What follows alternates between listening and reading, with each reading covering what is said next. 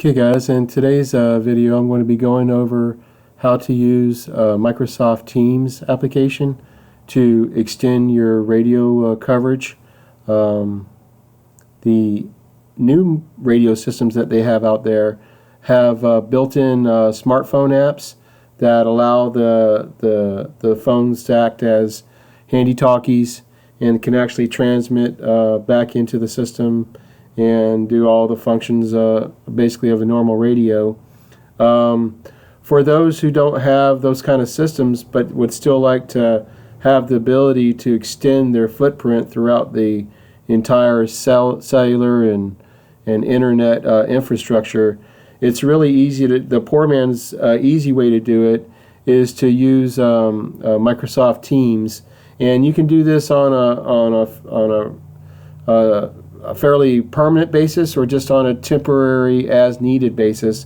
But it's extremely simple to just provide, if you have a point in your system where you have I would say the best audio, which is generally you're logging out from the console, that's got both the combined field traffic and dispatch traffic.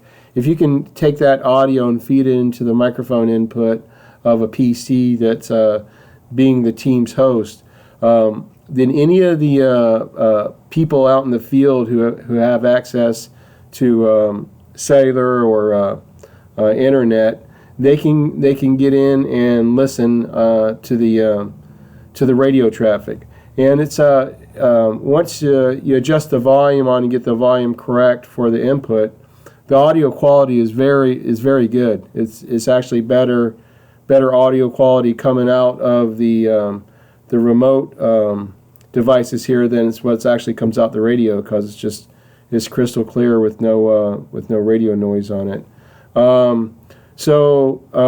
Yeah, whether you want to hook this up, right now we're doing it to where I have it running essentially 24 hours a day, and still experimenting on how exactly to stop a meeting and then restart it and with seamlessly, but it hasn't been an issue so far. There are some settings though that needed to be done. At first, when I first hooked it up, it wasn't working right at all until I found these settings, because the computer would automatically adjust the volumes, and I found the spots where that was occurring. So just wanted to show you those as well. The settings you have to do. So let me pull up that drawing here. In your Teams settings, you have to go in under the general settings, which is in the upper right hand corner where your icon is. Click on that settings, and you'll come down here to where it says devices.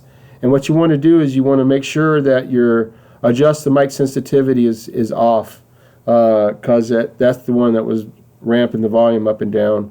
So turn that off. Turn the noise suppression off, because then if it's on, it'll want to essentially clip out or mute scratchy users coming in. But you don't want to do any of that. So just turn that off. It lets everybody in, no matter what they sound like, and take the spatial audio thing off as well. So that's your setting in Teams, and this will just be for your server, your team server, the meeting server, the one that's actually got the microphone plugged into it. You don't have to worry about this with all the other the PCs or the smartphones with running the app. So, and also on the same server one, under the sound settings, you're going to want to make sure that in the communications thing, this box here of do nothing is checked, or otherwise Windows tries to get in there and mess with the volumes levels as well.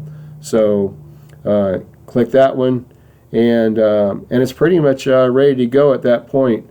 I am working on the going the other way of how to actually transmit through the radio system, and still got some bugs to work out there, because the audio needs to be really steady to do it, but it can be done. I've already I've already tested it and it does work, but I just wanted it to be a lot more reliable than it is right now.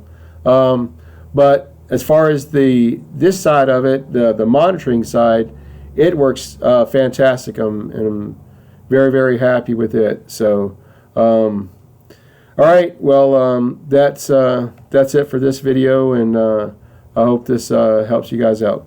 Talk to you soon.